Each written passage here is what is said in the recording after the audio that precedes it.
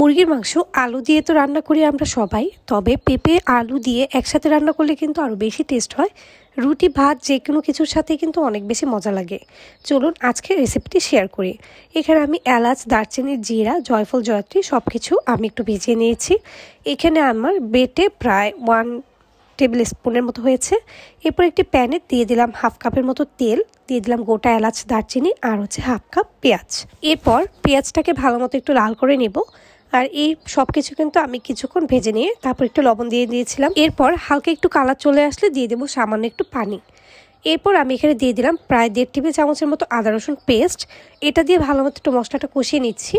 এরপর কিন্তু মশলাগুলো অ্যাড করব, বাকি যে মশলাগুলো আছে ভালো মতো একটু নাড়াচাড়া করে এরপর আমি এখানে দিয়ে দেবো 1.5 চা চামচের মতো হলুদ গুঁড়ো আর 1.5 চা চামচের মতো মরিচ গুঁড়ো, 1 চা চামচের মতো ধনিয়া গুঁড়ো আর দিব 1 চা চামচের মতো গরম মশলা গুঁড়ো।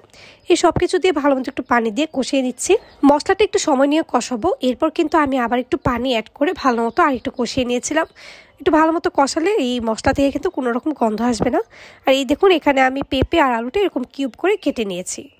এরপর মশলাটা কষানো হয়ে গেলে আমি দিয়ে দিব এখানে মুরগির মাংস। এখানে আমি প্রায় 1.5 কেজি মুরগির মাংস নিয়েছি। এখানে আমি সোনালি কক মুরগিটা নিয়েছি। ভালো মতো ধুয়ে একটু ঝরিয়ে দিয়ে দিলাম, সাথে কিন্তু আলু আর পেঁপেটাও দিয়ে দিয়েছি একসাথে। এরপর ভালো মতো আমি এটাকে নাড়াচাড়া করে একটু কষিয়ে নেব, তারপর একটু ঢেকে দিচ্ছি। এই পর্যায়ে কোনো রকম পানি দিচ্ছি না। খুব ভালোভাবে যখন কষানো হয়ে যাবে তারপর তুলে আমি আরেকটু নাড়াচাড়া করে দিচ্ছি। আর এখানে বেশ পানি উঠে এসেছে। তারপরে কিছুক্ষণ পর এখানে আমি প্রায় 1 কাপের মতো পানি দিয়ে দিলাম, দিয়ে ওয়েট করলাম সব কিছু সেদ্ধ হওয়া পর্যন্ত। এরপর দিয়ে দিলাম কাঁচামরিচ। আর এই সময় ফ্লেভারটা এত ভালো আসছিল, সামান্য একটু উপরে জিরা গুঁড়ো দিয়ে দেবো একেবারে নামানোর পরে। আর দেখুন হয়ে গিয়েছে। এ পর্যায়ে আমি একটু জিরা গুঁড়ো দিয়ে দিলাম। এতে করে টেস্টটা কিন্তু আরও অনেক বেশি ভালো আসবে।